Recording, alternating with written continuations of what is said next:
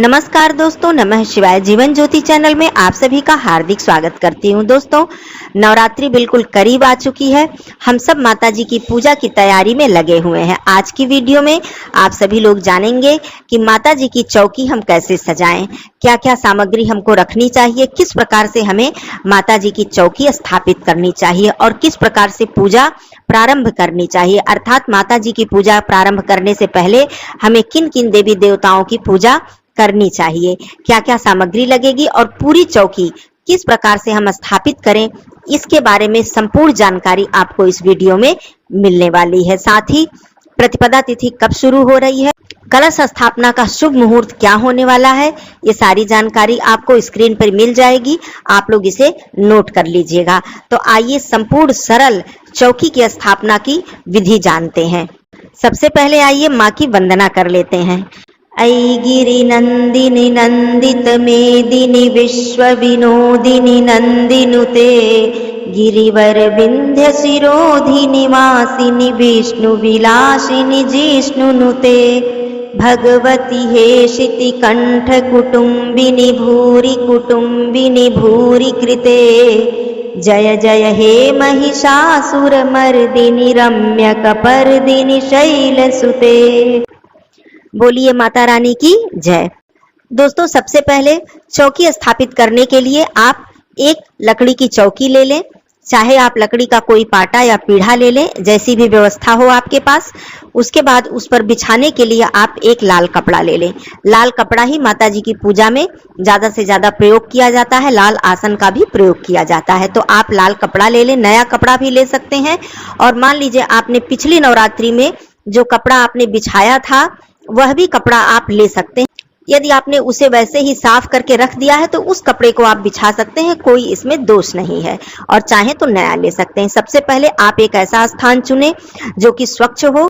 सबसे उत्तम होता है आप अपने घर के ईशान कोण में माता जी की चौकी स्थापित करें। ईशान कोण मतलब पूर्व और उत्तर की जो दिशा होती है वो ईशान कोण कहलाती है। या फिर अपने घर के पूर्व दिशा में भी आप माता जी की चौकी स्थापित कर सकते हैं। तो सबसे पहले चौकी स्थापित करने के लिए आप उस स्थान को साफ कर ले, गंगा जल से छिड़काव कर ले। स्थान को पोंछने के बाद आप वहां पर चौकी रखें। चौकी रखने के बाद आप उस पर एक लाल कपड़ा बिछाएं। लाल कपड़ा बिछाने के बाद सबसे पहले आप वहां पर कलश की स्थापना करें। लाल कपड़ा बिछाने के बाद सबसे पहले मैं बता दूं कि चौकी पे आपको किन किन चीजों की स्थापना करनी होती है। चौकी पे आप कलश स्थापना करेंगे, अखंड ज्योति जलाएंगे, ज्वारे बोएंगे, नवग्रह की स्थापना करेंगे और गौरी गणेश जी की स्थापना करेंगे और माता जी की प्रतिमा की स्थापना करेंगे। आइए जानते हैं इसकी पूरी सरल विधि। सबसे पहले आप एक कलश लें। यदि आप मिट्टी का कलश लेते हैं तो बहुत अच्छी बात है, लेकिन उसे नया लें। और धातु का कलश लेते हैं तो आप कलश पूजा में इस्तेमाल करते हैं, अपने घर में प्रयोग करते हैं, उसे आप ले सकते हैं। लेकिन आप स्टील का कलश बिल्कुल ना लें। कलश में आप जल भरें, जल में थोड़ा सा गंगा जल डालें और उस कलश के जल में आप गांठ वाली हल्दी, एक सुपारी, एक सिक्का, लौंग, दूर्वा, पुष्प इत्यादि डालकर आप कलश के जल को तैयार कर लें। कलश में आप एक मौली बांध दें और स्वास्तिक बना दें। पंच पल्लव ले लें, अशोक का पत्ता हो या आम का पत्ता हो। वैसे पंच पल्लव अलग अलग 5 पत्ते होते हैं, लेकिन नहीं मिल पाते हैं तो हम आम के ही 5 पत्ते या अशोक के 5 या 7 पत्ते ले लेते हैं। उस कलश के जल में आप पंच पल्लव लगा दें। उसके ऊपर आपको नारियल की स्थापना करनी होती है। आप जटा वाला पानी वाला नारियल ले लें, उस पे लाल कपड़ा लपेट लें और उसके ऊपर मौली बांध दें। इस तरह से आप कलश के जल में पंच पल्लव रखें, पंच पल्लव के ऊपर आप नारियल की स्थापना कर दें। अब आपको कलश की स्थापना चौकी पर तो करनी है, लेकिन आप आसन देंगे कलश को। नीचे आप अष्टदल कमल बना सकती हैं या फिर आप चावल की एक ढेरी पर आप कलश की स्थापना कर सकती हैं। तो ये आपकी कलश स्थापना हो गई। अब आइए बात करती हूँ ज्वारे बोने की बात। एक चौड़े मुंह का मिट्टी का आप पात्र ले लें। ज्वारे बोने के लिए आप स्वच्छ स्थान की मिट्टी ले आए। मिट्टी में थोड़ा सा गंगा जल छिड़क कर आप मिट्टी को पवित्र कर लें। जो ज्वारे आपको बोने हैं वो रात में ही आप साफ पानी में भिगो के रख दें। सुबह आप जब ज्वारे बोएंगे कलश स्थापना की जो शुभ मुहूर्त है उसी समय कलश स्थापना की जाती है और ज्वारे इत्यादि सभी बोए जाते हैं। तो इसका जो टाइम है वो स्क्रीन पर आपको मिल जा रहा है, आप इसको नोट कर लीजिएगा। ज्वारे बोने के लिए सबसे पहले उस पात्र को स्वच्छ कर लें, उसमें स्वास्तिक बना लें।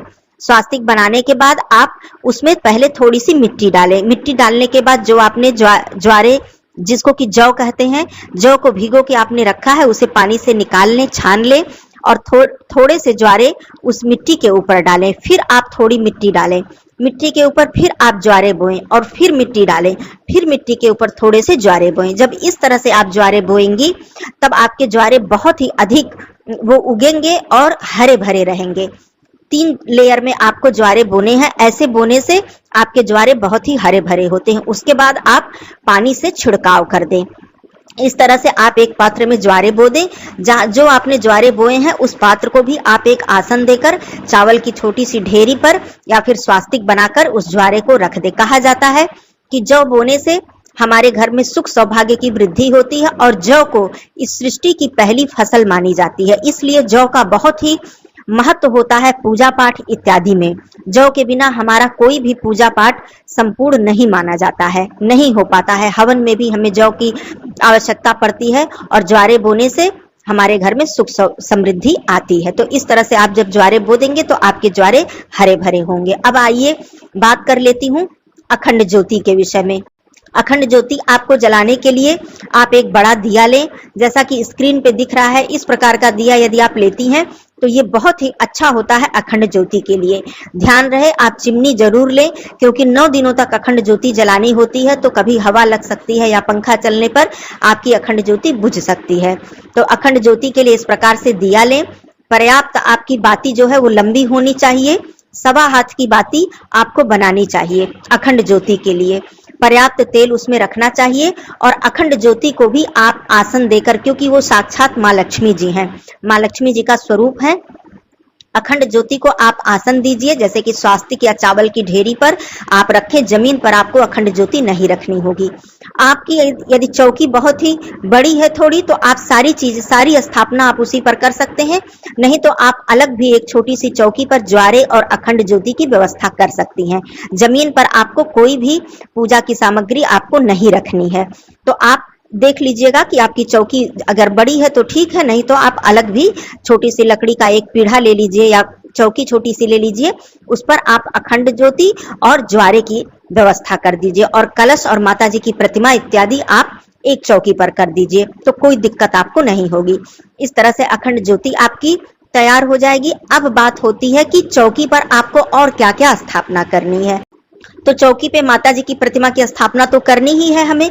नीचे आप थोड़ा सा अक्षत डालें और माता जी की प्रतिमा रखें। माता जी की प्रतिमा को आप एक चुंदरी लाल वस्त्र ओढ़ा दें। उसके बाद आप नवग्रह की स्थापना कर लें। नवग्रह की स्थापना करना कोई कठिन नहीं है। चावल की 9 ढेरी आप छोटी छोटी रख सकते हैं या फिर 9 सुपारी आप रख सकते हैं। नवग्रह के रूप में प्रतीकात्मक रूप में रखा जाता है। इस तरह से 9 जगहों पर आप रख लें तो वो नवग्रह देवता माने जाते हैं। उसके बाद आपको गौरी गणेश जी की स्थापना करनी है, जिनके बिना तो पूजा प्रारंभ हो ही नहीं सकती। सबसे पहले हम गणेश जी की वंदना करते हैं, उनकी पूजा करते हैं, माँ गौरी जी की पूजा करते हैं, फिर हम पूजा प्रारंभ करते हैं।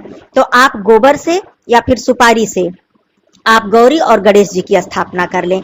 तो इस प्रकार से आपकी चौकी पर ज्वारे, अखंड ज्योति, गौरी गणेश जी, नवग्रह और कलश और माता जी की प्रतिमा, इतनी चीजें आपको कलश स्थापना में रखनी चाहिए। अब पूजा करने के लिए आप सबसे पहले जब पूजा स्थल पे बैठेंगी तो लाल आसन बिछाकर बैठेंगी।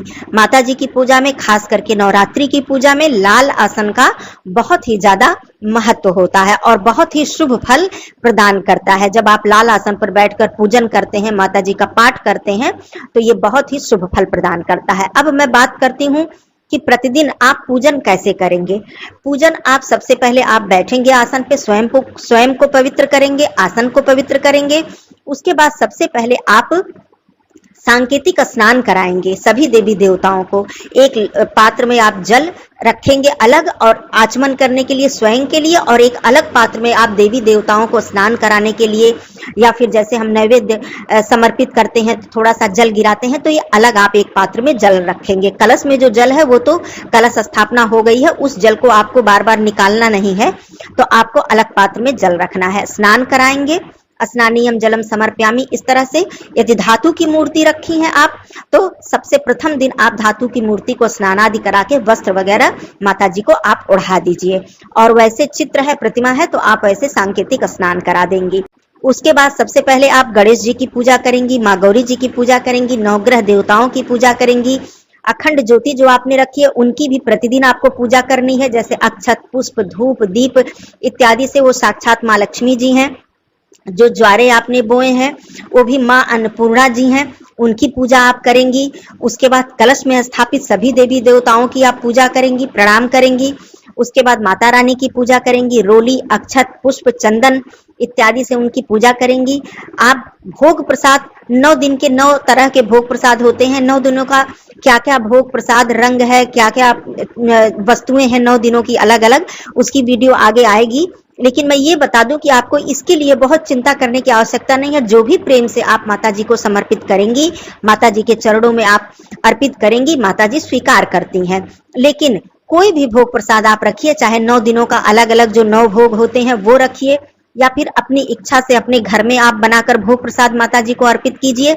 लेकिन लौंग इलायची जो है ये माता जी को आप लोग प्रतिदिन जरूर अर्पित कीजिएगा। ये मुख्य प्रसाद होता है माता जी का, लौंग और इलायची। तो इस तरह से आप लौंग इलायची अपने पूजा स्थल पर मंगाकर एक पात्र में आप अवश्य रख लें। कपूर से आरती अवश्य कीजिए। मान लीजिए एक ही सुबह और संध्या दोनों समय आरती की जाती है, तो एक समय ही आप कपूर से आरती कर लें। दूसरे समय आप दिए से भी आरती कर सकती हैं, मतलब दीपक से, फूल बत्ती जो होती है गोल बत्ती से भी आरती कर सकती हैं। लेकिन एक समय कपूर से आरती जरूर कीजिए। कपूर से आरती करने से माता जी प्रसन्न होती हैं, साथ ही आपके घर से नकारात्मक जो ऊर्जाएं हैं वो दूर जाती हैं। और एक जरूरी चीज बता दूं कि नवरात्रि पूजन में आप लोग प्रतिदिन यदि सूक्ष्म हवन अपने घर में कर लेती हैं तो ये बहुत ही उत्तम है। सुबह या संध्या के समय गाय के कंडे पर आप किसी मिट्टी के पात्र में आग जलाएं। जब वो आग जल के पूरी अच्छी तरह से उसमें आग तैयार हो जाए तो आप गुड़ और घी और थोड़ी सी हवन सामग्री मिलाकर आप एक पात्र में रख लें और उसी से अपने घर में सूक्ष्म हवन कर दें। आपके घर का वातावरण बिल्कुल ही सकारात्मक हो जाएगा और इससे आपके घर की नकारात्मक शक्तियां दूर होंगी। सूक्ष्म हवन करने से देवी देवता प्रसन्न होते हैं। हमें अक्सर मुख्य तिथियों पर सूक्ष्म हवन अवश्य कर लेना चाहिए। तो ये हो गई आपकी नवरात्रि की संपूर्ण पूजा। आरती आप अंतिम में कीजिए, क्षमा प्रार्थना कीजिए। पाठ इत्यादि की जहां तक बात है उसका वीडियो मैंने दिया है कि कौन कौन सा पाठ आप कर सकती हैं, किस तरह से माता जी की पूजा कर सकती हैं। बहुत ही सरल विधि भी है, तो आप लोग उसको चेकआउट कर सकती हैं। फिर आगे बहुत सारी वीडियो आने वाली है। तो इस तरह से चौकी स्थापना के विषय में पूरी वीडियो थी। कोई बात आप लोगों के समझ में नहीं यदि आई हो तो आप लोग जरूर पूछ सकते हैं। चैनल पे पहली बार हैं तो चैनल को सब्सक्राइब कर लीजिएगा, वीडियो को लाइक जरूर कर दीजिएगा। कमेंट बॉक्स में जय माता दी जरूर लिखिएगा। दोस्तों फिर मिलती हूँ अगले वीडियो में, तब तक के लिए धन्यवाद। नमः शिवाय। हर हर महादेव।